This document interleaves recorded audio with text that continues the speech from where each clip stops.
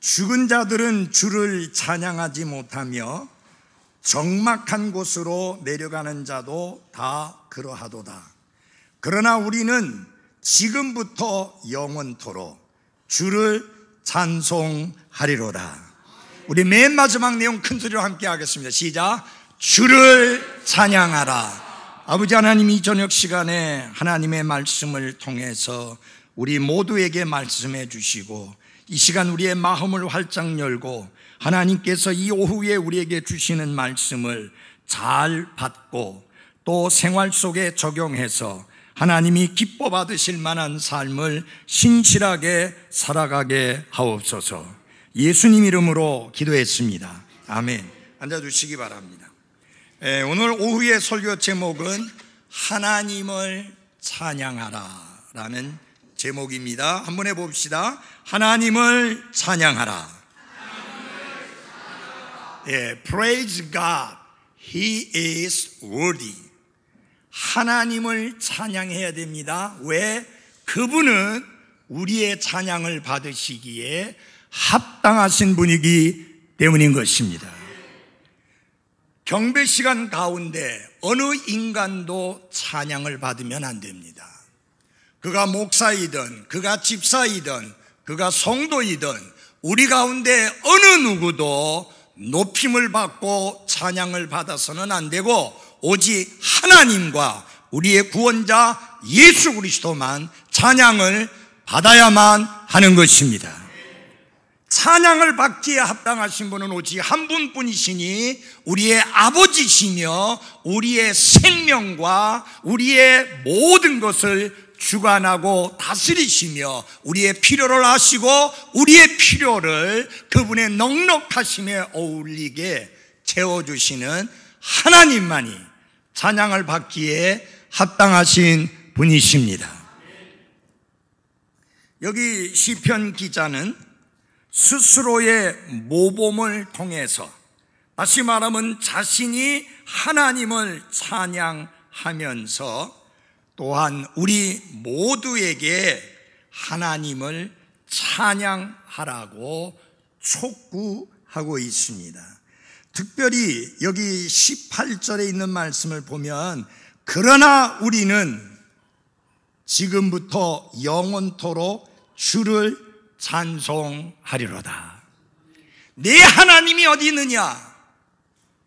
정말 하나님이 계시다면, 정말 하나님이 살아계시고 정말 하나님이 실제로 일하시고 역사하시는 하나님이라면 왜 내 생활이 그렇게 힘들고 왜 내 생활이 그렇게 피곤하고 왜 내 생활이 그렇게 지치고 왜 내 생활에 많은 고난과 시련이 있느냐라고 불신자들은 공격합니다.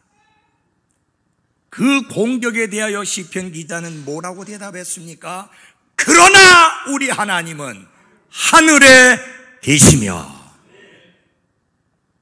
여기서도 마찬가지입니다. 사람들이 무엇이라고 하나님을 공격하고 사람들이 어떻게 그리스도인들을 비난하고 하나님의 자녀들을 공격한다 할지라도 그러나 우리는 지금부터 영원토록 그 하나님을 찬송하리로다. 하나님은 찬양을 받으셔야 마땅하신 분이십니다. 그런데 여기 17절에 보면 이런 말씀이 나옵니다. 한번 같이 읽어볼까요? 17절만 시작. 죽은 자들은 주를 찬양하지 못하며 적막한 곳으로 내려가는 자도 다 그러하도다. 하나님을 지금부터 영원토록 찬송하고 찬양하라고 촉구한 시편 기자는 아주 특별한 말씀을 하고 있는데 죽은 자들은 주를 찬양하지 못한다. 여기 시편 기자는 죽음 이후의 삶이 전혀 없다. 죽음으로 끝이다. 그렇게 말씀하고 있는 건 아니에요. 그 다음에 죽고 나면 그는 벙어리가 되어 있거나 아니면 잠들어 있는 적막한 곳에 있어서 아무 반응도 아무 소리도 할 수 없다. 그거를 말하려고 하는 게 결코 아닙니다. 특별히 여러분이 구약 성경을 읽으실 때는 그 말씀의 의미를 밝히기 위해서는 어디로 가야 되느냐? 신약 성경으로 돌아가야 합니다.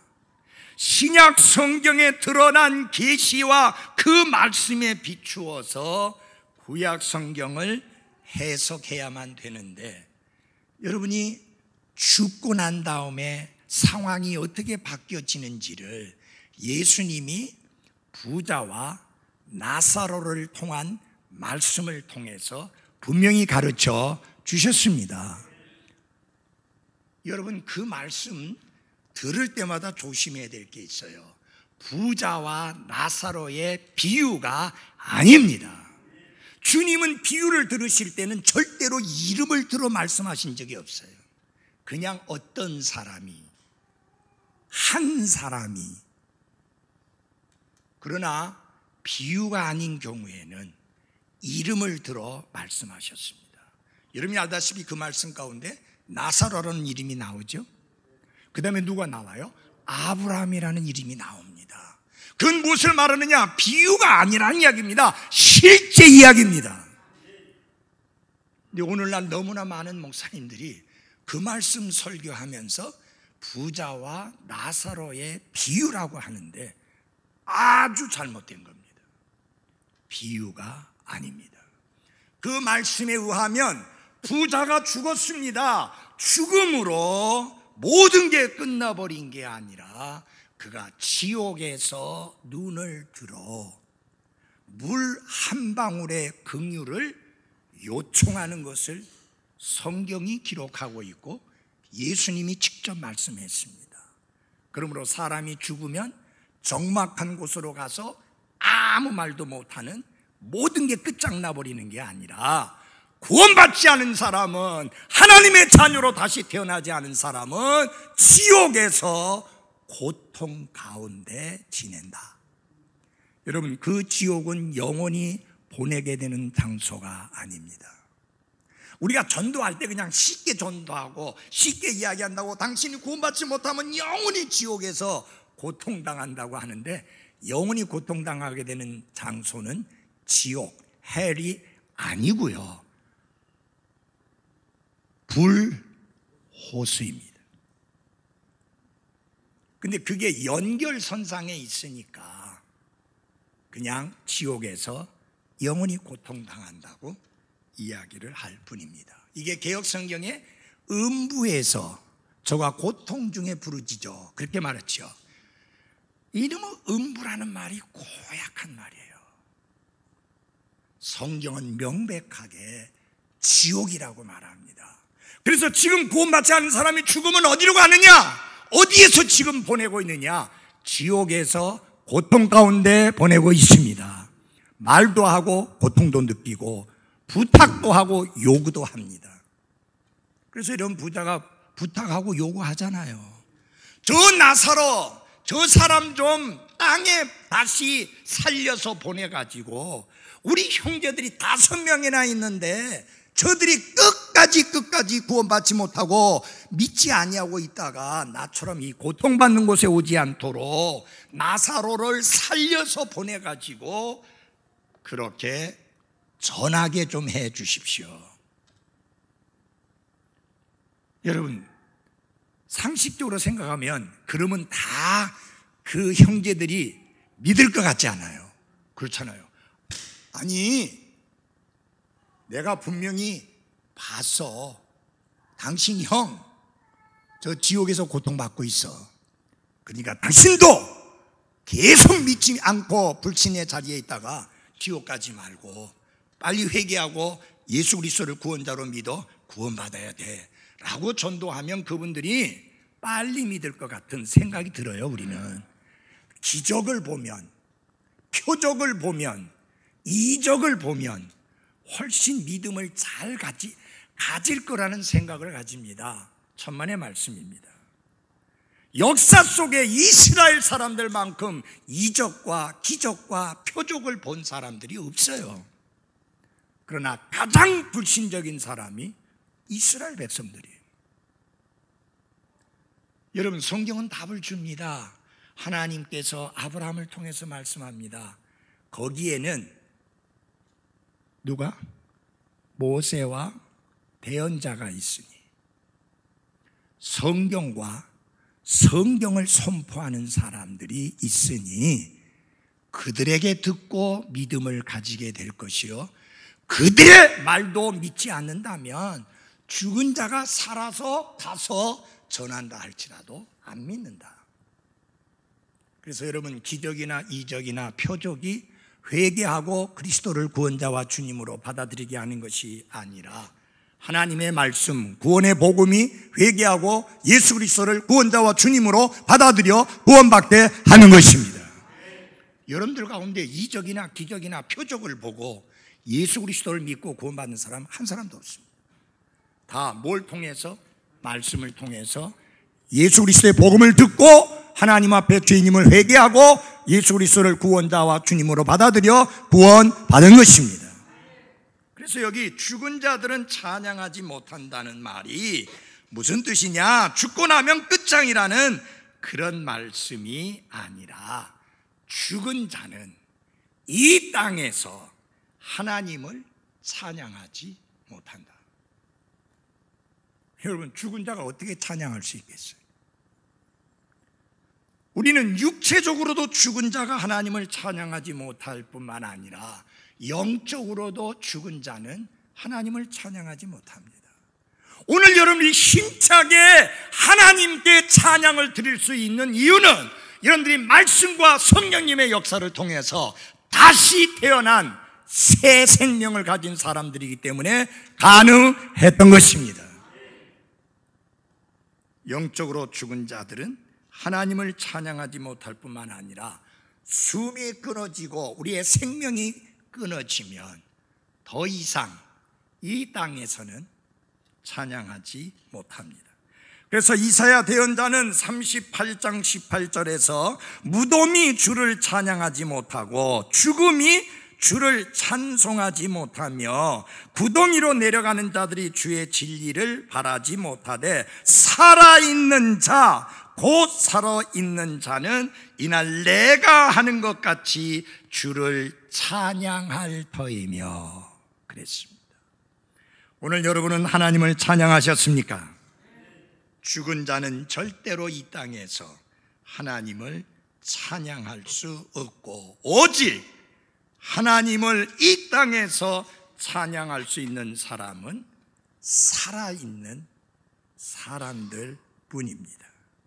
무덤 속에 있는 시체는 하나님을 찬양할 수도 없고 하나님께 감사할 수도 없습니다.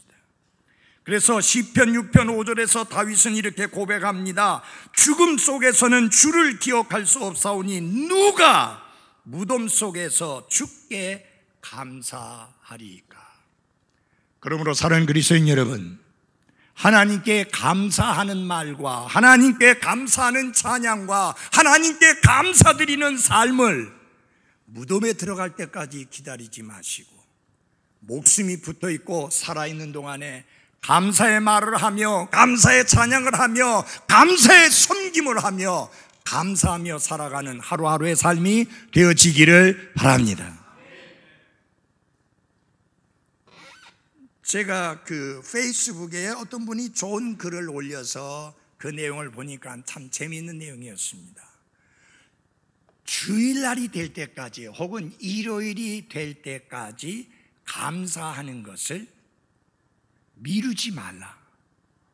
여러분, 우리가 이 자리에 모여서 영과 진리로 경배 드릴 때만 감사하지 말고 매일매일 하루하루 살면서 감사하며 살아가시기 바랍니다.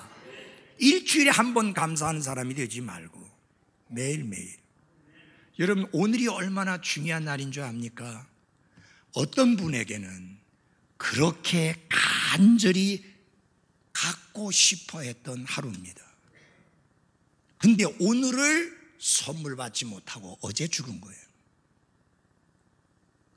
그분은 이 새로운 하루, 오늘이 그에게 주어지기를 얼마나 원했는지 모릅니다. 그러므로 여러분, 매일매일 새로운 하루, 오늘을 맞이할 때마다 엄청난 복인 줄 알고 감사하며 살아가십시오. 시편 기자는 이 땅에서 하나님을 찬양할 수 있기를 원하는데, 왜? 그분은 찬양을 받으시기에 합당하신 분이기 때문입니다. 우리는 이 세상에서 하나님을 찬양할 뿐만 아니라 우리는 어떤 사람들이에요? 영원토록 하나님을 찬양하게 될 사람들입니다. 그러므로 주를 찬양하라는 이 말씀 앞에, 이 권면 앞에 우리 모두가 적극적으로 응답을 해서 매일매일 순간순간 하나님을 찬양하며 살아갈 수 있기를 바랍니다. 제가 어렸을 때, 주일학교 다닐 때 굉장히 자주 불렀던 찬양 중에 하나가 어떤 찬양이냐면, 할렐루 할렐루 할렐루 할렐루야 주 찬양해, 많이 불렀어요. 그래서 입에 달고 다녔어요. 그때 또 영어도 좀 배워가지고 할렐루 할렐루 할렐루 할렐루야 Praise the Lord 하고 있어요. 그냥 시도 때도 없이 불렀어요. 여러분, 만국 공통어가 있습니다. 주를 찬양하라는 의미를 가진 할렐루야입니다. 독일 사람만 할렐루야 하는데 그거나 뭐 똑같은 거예요. 사랑하는 여러분, 내 마음속에 원망과 불평과 불만과 슬픔과 고통과 아픔만으로 가득 차 있었던 내 마음속에 예수 그리스도께서 구원자로 주님으로 오시고 난 다음에 이런 것들이 사라지고 대신에 하나님을 찬양하는 마음과 하나님께 찬송을 드리기 원하는 마음으로 바꾸어 주신 하나님께 감사하십시오. 여러분, 이게 하나님을 찬송하고 찬양할 수 있는 건 내가 하고 싶어서가 아니라 하나님이 내 속에서 변화를 일으켜 주셔야 합니다. 근데 구원받는 순간 변화되는 거예요. 왜요? 주 예수님 내 마음에 들어와 계신 후 변하여 새 사람 되고, 새 사람은 내가 나를 그렇게 만드는 게 아니라 예수님이 내 마음속에 오시면 변화서 새 사람이 된다. 잊지 마십시오. 하나님은 찬양을 받으시기에 어떠하신 분이요? 합당하신 분이다. 18절 한번 같이 읽겠습니다. 시작. 그러나 우리는 지금부터 영원토록 주를 찬송하리로다. 주를 찬양하라. 아멘. 내 주위의 사람들이 불평하고 원망하고 하나님을 공격하고 하나님을 비난하고 하나님을 욕되게 하고 하나님이 없다고 부정하고 여러 가지 별의별 짓을 다 한다 할지라도, 그러나 나는 지금부터 영원토록 주를 찬송하리로다. 여러분, 우리 구원받은 그리스도인은 그러나의 신앙이 있어야 합니다. 내 주위의 사람들이 어떻게 하든지 간에 상관없이, 그러나 나는 주를 찬송하리로다. 그러나 나는 영원토록 주를 찬양하리로다. 이런 신앙 속에서 살아야 합니다. 환경이 좋지 않습니다. 내 형편이 좋지가 않습니다. 몸도 아픕니다. 마음도 아픕니다. 일도 잘 안 풀립니다. 경제적으로도 힘듭니다. 뭔가 되는 일이 없는 것처럼 보입니다. 그러나 나는 지금부터 영원토록 하나님을 찬양하리로다. 그런 믿음으로 살아가는 나와 여러분이 되기를 바랍니다. 여러분 잘 보십시오. 환경이 좋지 않아서 불평하고 원망한 건 그건 아무나 할 수 있는 거예요. 꼭 그리스도인이 아니라도 돼요. 구원받은 사람 아니라도 돼요. 그 노력도 필요 없어요. 자연적인 반응이에요. 근데 여러분, 우리가 본성을 따라 사는 사람들이 아니잖아요. 우리 안에 계신 성령 안에서 걷는 사람들이고 성령을 따라 사는 사람들이니까 우리는 달라야 되는 게 맞습니다. 그래서 여기 시편 기자는 말합니다. 그러나 우리는 지금부터 영원토록 주를 찬송하리다. 왜? 우리는 살아있는 자니까. 우리는 살아서 기회가 있을 때 하나님의 이름을 높이며 하나님을 찬양해야 합니다. 지금도 기억이 생생합니다. 제가 신학교 다닐 때에 신학교가 끝나고 교회 가서 저녁 늦게까지 섬기고 집에 돌아왔는데 아버님이 상태가 영 좋아 보이시지가 않는 거예요.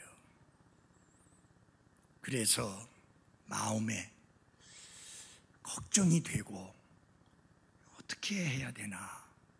여러분, 그때는요, 병원 한번 가는 건 생각도 못할 때니까요. 돈도 없고. 그래서 아버지에게 이렇게 질문을 했습니다. 아버지, 잘 들으십시오. 아버지, 혹시 오늘 돌아가신다고 하면, 하늘나라 간다고 하는 분명한 확신이 있으세요? 그러니까 그래, 걱정하지 마. 그래서 마음을 놓았습니다. 그리고 아버지와 같이 하나님 앞에 예배를 드리려고 찬송가를 들고 왔는데, 이 아버님이 찬송을 부르는데 왔다리 갔다리 하는 거예요. 너무 익숙한 찬양인데 1절 내용 하다가 3절 내용 하다가 이거 왔다 갔다 하시는 거예요. 아무래도 지금 건강에 이상이 있으시구나 라고 생각해서 아버지 빨리 주무십시다 하고 주무셨는데, 아침에 일어나 보니까 아버님이 눈을 뜨시지 못하고 계속 주무시고 있었습니다.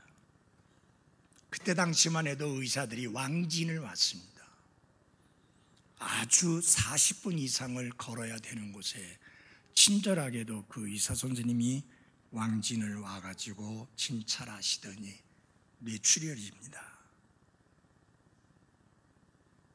지금 더 이상 손을 쓸 수가 없습니다. 편안히 가시게 해주셔야 합니다. 여러분, 돈도 없고 입원시킬 수도 없고 치료할 수도 없는 상황 속에서, 그래서 일주일 동안 그렇게 혼수 상태로 계시다가 주님 앞에 가셨습니다. 제가 왜 이 말씀을 드리는지 압니까? 저희 아버님은 찬양하는 것을, 찬송하는 것을 좋아하셨습니다. 여러분 잘 알다시피 곡조 무시, 박자 무시, 가사 존중 이해하시죠? 내 주를 가까이, 그게 정상적인 음정이고 박자인데 어떻게 됩니까? 내 주를 가까이, 그냥 나오시는 대로 그냥 하시죠. 비록 음정도 안 맞고 박자도 안 맞았지만 찬송하기를 좋아하시던 분이었습니다. 아들과 함께 단둘이 살아온 삶의 세월들이 오랜 세월이었고, 그래서 당신이 직접 식사를 준비하고 아들을 먹이며 생활해온 날들이 길었습니다. 그때 저는 철딱서니가 없었는지 밥할 생각 안 하고 아버지가 계속 하셨어요. 지금 생각해보면 참 죄송하고 민망하기 짝이 없죠. 그러나 제 기억 속에 기억하는 건 뭐냐? 늘 찬송을 부르는 아버지의 모습입니다. 늘 찬양하는 아버지의 모습입니다. 그러나 저는 더 이상 그분의 찬양을 들을 수가 없습니다. 더 이상 그분이 부르는 찬송을 들을 수가 없습니다. 왜요? 이 땅에 살아계시지 않기 때문입니다. 사랑하는 여러분, 우리 모두는 모든 사람이 가는 그 길로 언젠가는 가게 됩니다. 어떤 분은 조금 빨리 갈 겁니다. 어떤 분은 조금 늦게 갈 겁니다. 순서도 정해진 것 없습니다. 나의 순으로 가는 게 아니니까요. 그러나 우리가 가기 전에, 모든 사람이 가는 그 길로 가기 전에 지금 우리가 해야 할 일이 뭐냐? 하나님께 감사하며 하나님을 찬송하며 하나님을 찬양하는 삶이라는 것을 잊지 마시기를 바랍니다. 살아서 기회가 있을 때 하나님을 찬양하고 하나님께 찬송을 드려야 합니다. 시편 기자는 103편 1절 2절에서 오 내 혼아 주를 찬송하라. Bless the Lord, O my soul. 내 속에 있는 모든 것들아 그분의 거룩한 이름을 찬송하라. 오 내 혼아 주를 찬송하며 그분의 모든 은택을 잊지 말지어다. 하나님이 은혜로 베풀어 주신 많은 혜택들을 잊지 말고 살아가시기를 바랍니다. 우리가 하나님을 찬송할 때에, 하나님께 찬양을 드릴 때에 우리는 하나님께 존귀와 영광을 돌려드리는 것입니다. 물론 우리가 아무리 하나님을 찬송하고 찬양한다 할지라도 하나님이 우리를 복 주시는 것과 똑같이 그 높은 수준에서 하나님께 찬송을 드릴 수도 없고 찬양을 드릴 수도 없습니다. 충분히 감사치 못하는 거죠. 충분히 찬송하지 못하는 것이죠. 충분히 찬양을 드리지 못하는 것이죠. 그러나 하나님께서는 우리 입술의 찬양을 그분이 기쁘게 받으시는 희생물로 여긴다는 사실을 명심하시기를 바랍니다. 우리가 더 이상 희생물을 드릴 게 없습니다. 왜? 예수 그리스도께서 자기 자신을 단번에 희생물로 드림으로 우리가 영원한 속죄를 얻었기 때문에 그렇습니다. 더 이상 그런 희생물은 드릴 게 없어요. 근데 히브리서 13장에 보면은 15절에 어떤 본면을 하고 있느냐? 찬양의 희생을 하나님께 드리자. 하나님이 기뻐 받으시는 입술의 열매다 라고 말씀합니다. 사랑하는 여러분, 단 한 번 주어진 기회의 삶을 사시면서 입술에 찬양을 두고 찬양을 간직하고 찬양을 품고 그렇게 하루하루 살아가는 한 분들이 되시기를 바랍니다.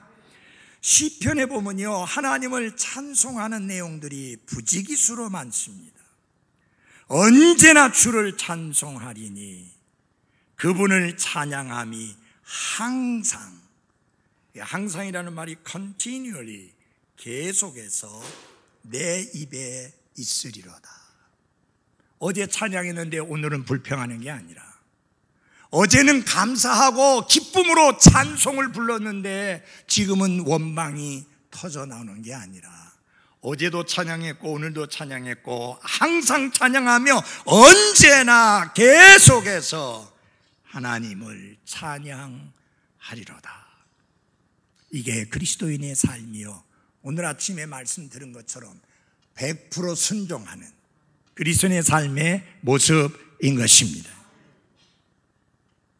여러분, 하나님은 우리의 찬송이 필요한 게 아닙니다. 우리가 하나님을 찬송할 필요가 있는 겁니다. God does not need our blessing, but we need to bless God. 하나님이 찬송받고 싶어서 안달이 나셔서 찬송해 찬양을 드려 그러는 게 아니라, 찬양은 마땅히 구원받은 성도들이 해야 할 일이기 때문에 그렇습니다. 근데 어떤 그리스도인은 찬양하고 찬송을 드리고 어떤 그리스도인은 그렇지가 않습니다. 그 차이점은 왜 그럴까요? 여러분, 이런 차이점입니다. 하나님을 찬양하고 하나님께 찬송을 드리는 그리스도인은 그 믿음의 눈이 하나님께 항상 고정되어 있습니다. 그러니까 좋으신 하나님, 선하신 하나님, 은혜로우신 하나님, 나의 기도와 간구에 귀를 기울여 주시는 하나님, 그 하나님께 눈이 고정되어 있으니까 입술에서 나오는 게 뭐겠어요? 찬양뿐이에요. 그러면 반대로 침묵하고 찬양하지 않는 그리스도인은 어떤 사람이냐? 자기 자신만 바라보는 사람이에요. 그 눈이 자기 자신에게 고정되어 있습니다. 그러니까 찬양할 제목이 없어요. 한번 여러분들에게 여쭤볼게요. 목사님, 제 삶은 100% 완벽한 삶입니다. 아무것도 부족한 게 없습니다. 모든 게 다 형통하고 모든 게 다 잘 되고, 그래서 저는 충분히 찬양할 만한 이유가 있습니다. 그런 분 혹 계신가요? 있으세요? 목사님은 어떠세요? 저도 아니에요. 저도 아니에요. 목회하다 보면 성도들의 아픔이 내 아픔이잖아요. 그래서 그분이 힘들어하면 나도 힘들어져요. 독립된 기쁨이 아니에요. 여러분은 이해하는지 안 하는지 모르겠지만 목사의 기쁨은 독립된 기쁨이 아니에요. 성도와 함께 연결되어 있는 기쁨이에요. 오늘 이춘욱 자매님 들어오는데 엄청 밝은 얼굴 들어와서 이상 아예 안 물었어요. 좋구나. 그러면 저도 좋은 거예요. 근데 들어오는데 아주 힘들어하면서 들어오면 아이고 안 좋구나. 저도 힘들어요. 마치 내 몸이 아픈 것처럼 힘들어요. 그게 목자의 심정입니다. 그게 목자의 마음이에요. 믿거나 말거나. 그게 목자의 마음이에요. 그럼 제가 왜 믿거나 말거나 소리 하느냐? 여러분, 목사가 안 돼봤잖아요. 그러니까 모르잖아요. 환경이 완벽해서, 상태가 완벽해서, 그래서 내 자신을 쳐다보면 감사와 찬양밖에 나올 게 없는 그런 그리스도인은 아무도 없습니다. 사도 바울도 마찬가지였고요. 사도 바울은 뭐라고 말했냐면 아시아에 있는 모든 사람이 나를 버렸다. 과장법이죠. 그만큼 상처받은 거예요, 사도 바울. 여러분, 그런 사도 바울이 자기 자신을 쳐다보면, 자기 자신의 눈을 고정시키면 찬양이 나올 수 있겠어요? 그는 자기 자신에서 눈을 돌려서 하나님을 바라보고 하나님께 눈을 고정시키고 그 하나님이 자신의 삶의 중심이 매 계시니까 하나님을 찬양할 수 있는 것입니다. 사랑하는 여러분,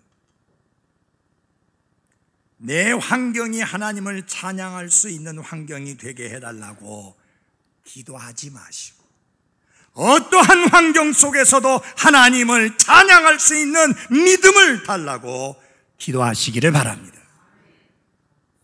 여러분, 환경은 절대로 내가 원하는 대로 그렇게 안 바뀌어요. 그 왜 안 바뀌냐? 우리가 살아가고 있는 이 세상이 나그네의 삶이요 순례자의 길이니까, 그리고 이 세상이 악한 자에게 속해 있고 우리가 바로 그 세상에 살고 있기 때문에 항상 이상적이고 좋고 완벽하고 마음에 쏙 드는 환경이 절대 안 됩니다. 설교하는 저도 마찬가지예요. 모든 사람이 눈망울을 굴리면서 반짝반짝거리면서 말씀 듣는 거 아니에요. 이러면서 듣는 사람도 있지요. 아예 막 그냥 이런 분도 있지요. 뭐 그럼 한 사람 보면 설교할 맛 나겠어요? 그렇잖아요. 이러고 있는 사람 있으면 어떻게 설교할 맛이 나요? 전 그런 사람 있으면 거기 신경 안 쓰고 여러분처럼 눈 반짝반짝거리는 그분들 보고 설교합니다. 예.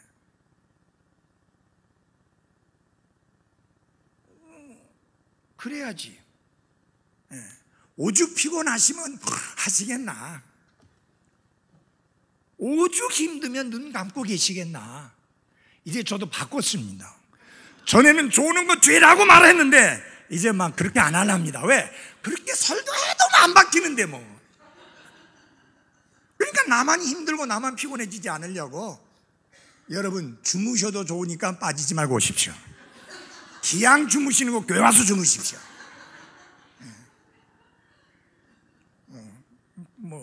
왜냐하면 귀를 막고 계시지 않는 동안은 다 들리거든요. 항상 그분들 특징이 그거예요. 막 졸았거든요. 잤거든요. 뭐라 그러냐면 목사님 그래도 다 들었어요. 아 그렇구나. 졸아도 다 들리는구나. 그렇다면은 신경 쓰지 말고 해야 되겠구나. 여러분 제가 말씀드리고자 하는 건 그거예요. 어떤 경우에도 환경은 내 마음에 쏙 들게 따라와 주지 않는다. 그러니까 그 환경에 의해서 좌지우지하면 내 기쁨도 왔다리 갔다리 올라갔다 내려갔다 하니까 그리하지 말고 우리 눈을 하나님께 고정시키면 하나님께 찬양 드릴 만한 충분한 이유가 있다 하는 것입니다. 어떻게 사시렵니까? 하나님께 눈 고정시키고 사는 게 이득이잖아요. 그게 손해보지 않는 인생이에요. 네. 여러분 손해보는 인생 안 좋잖아요? 손해보는 인생 살지 마십시오. 불평하고 살고 원망하고 살고 누구 비난하고 살고 누구 공격하고 살고 누구를 안 좋아하고 살고 누구 미워하며 살고 누구 싫어하면서 살고 그러면 누가 손해느냐? 상대방은 아무것도 몰라요. 내만 힘드는 거예요. 내만. 네. 상대방은 아무것도 몰라요. 그렇게 손해보는 인생 살지 말자.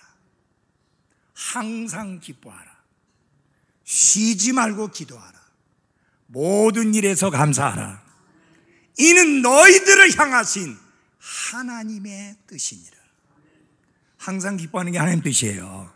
네? 토요일 날 여러분들이 오셔서 식사 당분을 도우시고 계시는데 양지사 오셨는데 즐겁게 하십시오. 기쁘게 하십시오. 지금 하시는 것처럼. 그리고 앞으로도. 여러분 쉬운 일 하나도 없습니다. 식사당번하는 게 절대 쉬운 일 아닙니다. 정말 엄청난 희생이 요구되는 그런 섬김입니다. 잘하셨잖아요. 성경은 더 잘하라고 했고 견고하며 흔들지 말며 더욱 주의 일에 힘쓰는 자들이 되라. 더 잘하라는 이야기잖아요. 하다가 그만두라는 게 아니라 더 잘하라는 거잖아요. 그래서요 경배와 찬양은 영적 생활의 온도계와 같다. 내 마음이 따뜻하고 내 마음에 감사함이 넘치면 하나님을 찬양하고 하나님께 경배를 드리고 하나님을 찬송하게 되는데 반대로 내 마음이 냉랭해지고 불평이 있으면 죽은 자처럼 침묵을 하게 된다. 제가 아까 그 임마누엘 형제, 제가 이 예배 때마다 제가 임마누엘 형제를 봅니다. 여러분 한글 못 읽어요. 한글 못 읽어요. 그런데 우리 부목사님이 배려를 해가지고 아침에 찬양할 때 거기에다가 영어 가사 이렇게 올리잖아요. 너무너무 해맑게 웃으면서 찬양해요. 아까 왜 내가 주 하나님 그 찬송했는지 알아요? 그 앞에 마지막 찬양이 우리말로만 된 찬양이잖아. 이 마지막 이게 멋지게 돼야지 이게 말씀 받기에 준비가 되는데, 그래서 주 하나님 Because He lives I can face tomorrow. 그분이 살아계시니까 내일 어떤 일이 올지 모르지만 나는 그 내일을 직면할 수 있다. I don't know what tomorrow. 내일 어떻게 될지 알아요, 몰라요? 모르잖아요. 그러나 하나 알고 있는 게 있어요. 그건 뭐냐? 내일을 쥐고 계신 하나님이 내 손을 붙잡고 함께 걸어가신다. 그건 내가 알고 있는 거예요. 우리 알고 있는 것 가지고 살아가십시다. 하나님이 나를 사랑하신다는 사실, 하나님이 내게 풍성한 은혜를 주셨다는 사실, 그리고 지금도 변함없이 하늘에 속한 많은 선물들로 주기를 원하신다는 사실, 그 아는 것 붙들고 살자고요. 뭐 내일 모르는데 왜 내일 미리 땡겨갖고 걱정합니까? 우리 큰애가 아무리 하다가 일이 힘들고 어려워도 절대 이야기를 안 해요.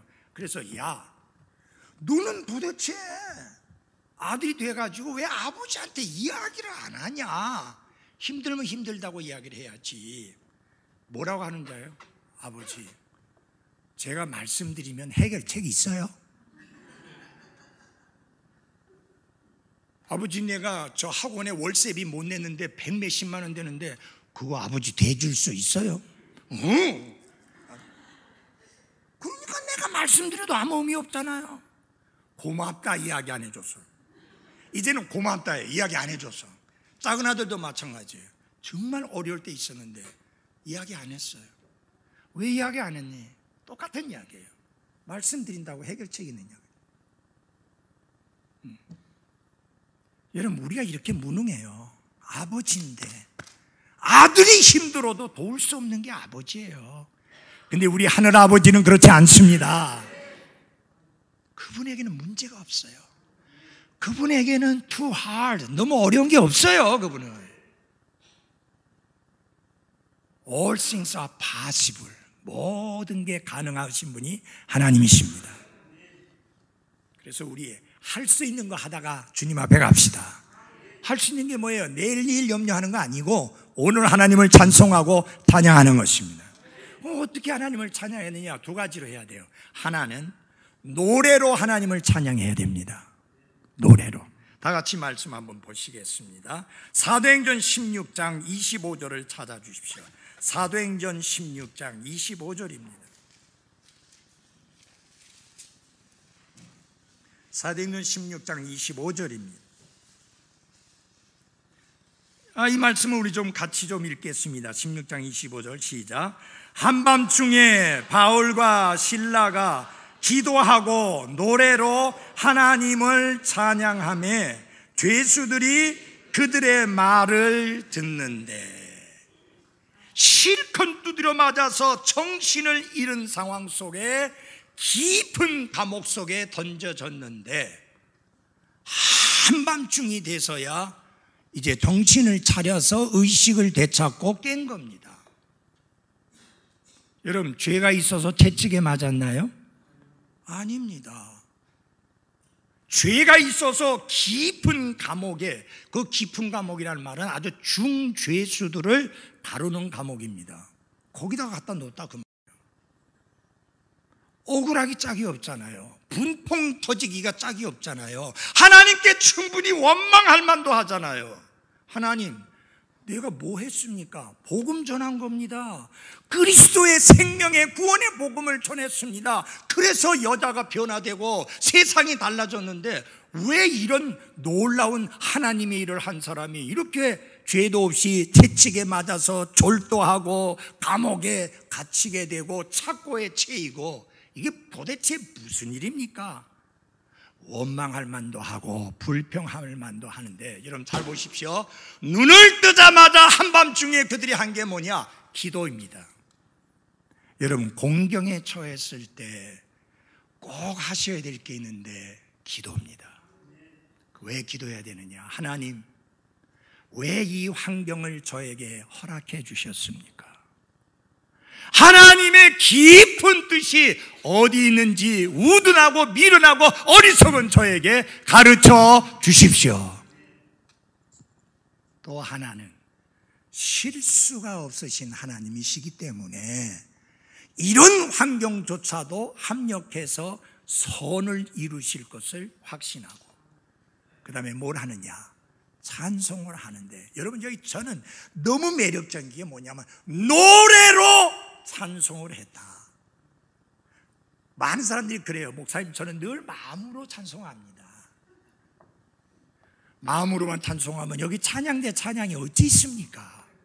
마음으로만 찬양하면 오늘 중창단 같은 거 아름다운 찬양이 어떻게 나와요? 앞에 쭉 써가지고 가만히 있다 들어갑니다. 뭐 한 거예요? 마음으로 찬양했어요. 아니죠. 노래로 찬송해야 합니다. 노래로. 왜? 사람들, 죄수들이 듣더라 그랬습니다. 여러분, 누군가 여러분의 찬송을 듣고 있습니다. 무디 목사가 전도 집회할 때 생키라고 하는 복음 찬송을 부르는 성악가가 있었습니다. 이분의 찬송이 얼마나 힘이 있었는지 2km 밖까지 들렸다고 그래요.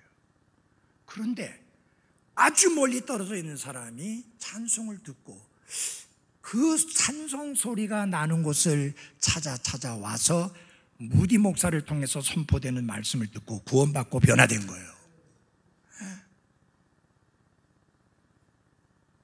제가 대전에 있을 때 그분이 이 주목 출신인데 구원받았어요. 그럼 어떻게 해서 구원받겠느냐? 술이 여기까지 차가지고 비틀비틀거리고 가는데 2층에 전세 건물 얻은 예배당에서 찬송 소리가 들리는 거예요. 이래 떡이 돼가지고 비틀비틀거리면서 올라갔는데, 여러분 그때요, 아무리 그런 사람 오더라도 얼마나 귀한지 압니까? 한 사람이 그냥 식사 대접을 해서 말씀을 듣게 하는데 초청 시간에 이 사람이 제일 먼저 나온 거예요. 그래서 구원받고, 이 사람이 또 옛날에 영어를 또 잘해놔가지고 선교사님 통역이 된 거예요.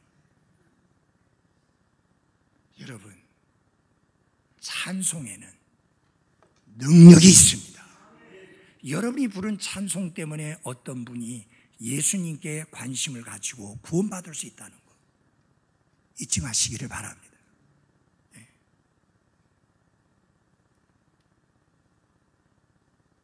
하도 노래로 하나님을 찬양한 사람들이 많아서 그냥 넘어가겠습니다.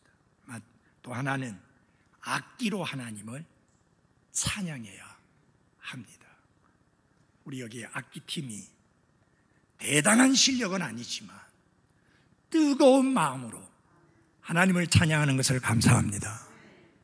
저는 이 악기팀을 하도록 했을 때 상당한 수준의 실력자들이니까 그렇게 하라고 한 게 아니에요. 제가 원하는 건 그거예요. 실력자가 아니고 하나님을 찬양하고자 하는 사람을 원하는 거예요. 이런 조국이가 저기 앉아가지고 같이 트럼펫을 부르며 앉아있는데, 그 볼 때마다 이렇게 확 하고 이게 깨물어주고 싶을 정도로 예뻐. 여러분, 요새 아이들 얼마나 뺀돌뺀돌합니까? 근데 예배 때마다 저기 앉아가지고 열심히 트럼펫을 불어대는 모습이 참 복이 돼요. 일주일 내내 일하고 피곤한데, 이거 뭐 악기 연습팀들은 조금 일찍 오죠. 와서 연습한다고. 학생들, 요새 중고등학생들 세계에서 제일 바쁜 학생들이 우리나라 학생들 아니에요? 그래도 주님께 찬양 드리겠다고 일찍부터 서둘러 오는 그 모습 하나하나, 변함없이 반주자의 자리를 지키는 분들, 이분들이 대단한 사람들은 아니에요. 평범한 그리스도인이에요. 어마어마한 연주자가 아니에요. 뭐 세계 콩쿠르 나가가지고 1등하고 뭐 그런 분들 아니에요. 그런데 그 사람들은 구원받지 않은 사람이니까 여기 앉아서 반주 못해도 이분들은 구원받은 사람으로 하나님께 감사해서 악기로 하나님을 찬양하는 것입니다. 저는요, 아무리 훌륭한 연주자가 오더라도 절대 그 사람들을 여기 앉혀서 반주하게 하고 지금 잘하고 있는 사람을 안 바꿔요. 왜? 하나님이 원하는 것은 신실한 사람이지, 하나님이 원하는 것은 실력자가 아닙니다. 네. 여러분들은 실력자가 아니고 신실한 분들입니다. 네. 여러분, 오후에 집에 갈 만한 이유가 10가지도 더 넘죠. 그런데 이기고 승리하셨잖아요. 하나님은 신실한 자를 기뻐하십니다. 사실상 우리 여명재님 보면 세종에서 일하세요. 매주 가서 일하고 또 매주 내려오는데 지금 길에다가 뿌리는 돈이 만만치가 않아요. 근데 왜 그렇게 해요?